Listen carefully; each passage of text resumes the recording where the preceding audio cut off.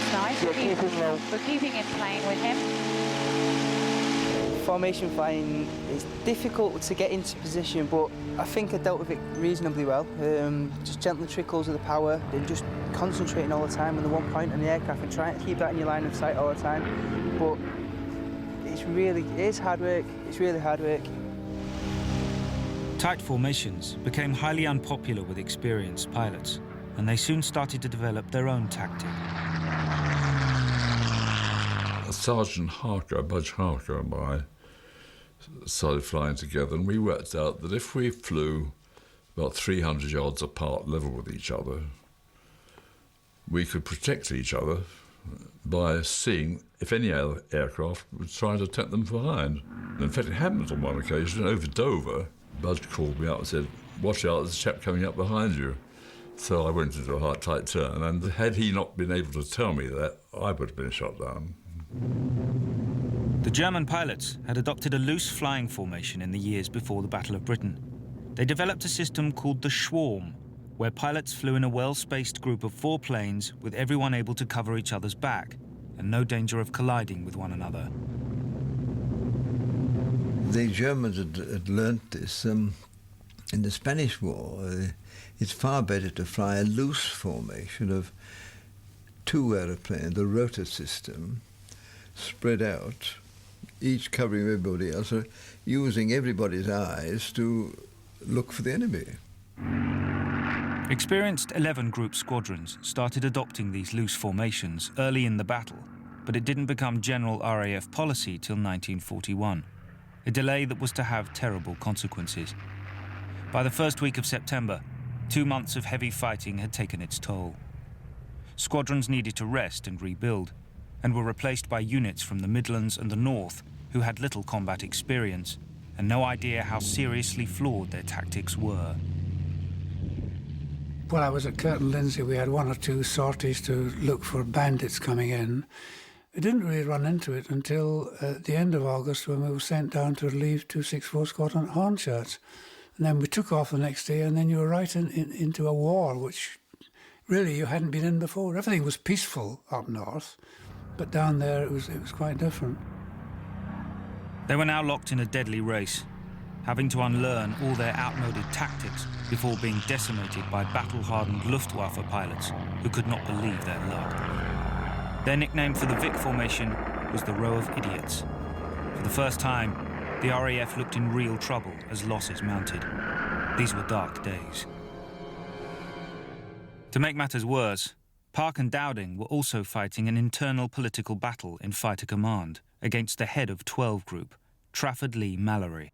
12 Group covered East Anglia and the Midlands, and it looked, before war broke out, as if that might be the place that any German attack would come from, because nobody reckoned on them capturing France. And so afterwards, 11 Group became more important. Lee Mallory had devised a new strategy, which he called the Big Wing, and was desperate for his squadrons to be allowed to try it. Rather than scrambling individual squadrons and attacking the Germans as quickly as possible, Lee Mallory thought it better to spend time assembling 5 or 6 squadrons into one large formation called a wing, and then attack the bombers en masse, even if this meant hitting them after they had dropped their bombs on the airfields. This was not the way in which Dowding thought his system ought to be deployed, but Lee Mallory thought it sounded like a jolly good show because it would get him into the limelight as well. Rendezvousing at 25,000 feet with anyone was extremely difficult. You've no idea how big the sky is. If you're going to form up a wing, you can't just do it like that. It takes time, and time's not on your side. You've got to stop them getting to the target, not hit them after they've got to the target and gone back. Lee Mallory's plan was inadvertently jeopardising another RAF advantage. By and large, it was more worrying and more confusing for the enemy to be attacked successively by 10 individual squadrons than to be attacked all at once by 10 squadrons together. I was quite convinced, all 19 years old of me, that we were right, and that Park was right, and that we, by going in small batches and hitting them, going back, going away if you got away with it, and then going back and doing it again, I'm convinced that was the right way to do it. If you had too many own aeroplanes in the sky all at one time, they would be very easy to see.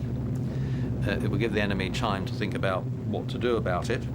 And when they actually did come into attack, they would all tend to get in each other's way, instead of being in what's called a target-rich environment, which is that most of the other aeroplanes you can see are enemies. You just, get in there, fire, and get away as fast as you can.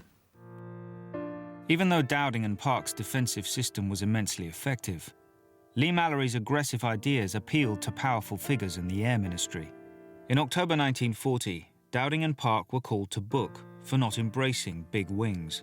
In the months to come, they were both removed from their jobs, and in 1941, when the history of the previous summer's battle was written in an official booklet, Dowding wasn't even mentioned. However, their pilots weren't fooled by this airbrushing of history.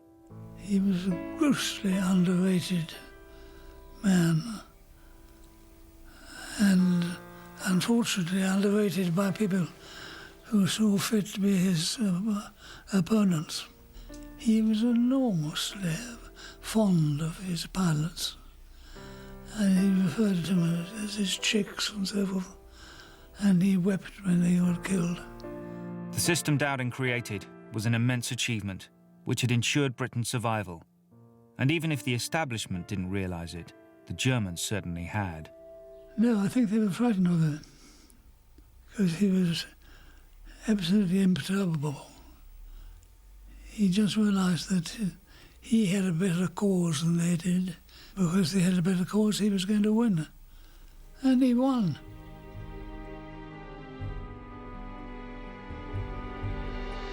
Dowding was really the builder, the creator of a weapon. He put all the bits together.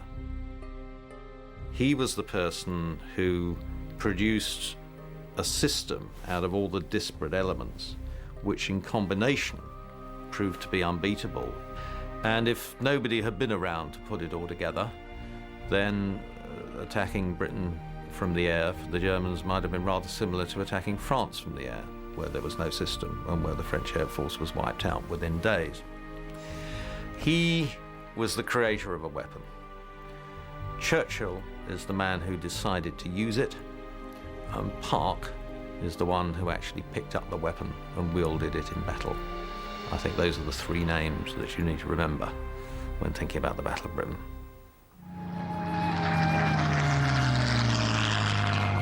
By the beginning of September 1940, Fighter Command was facing mounting losses, and something needed to change, and change fast.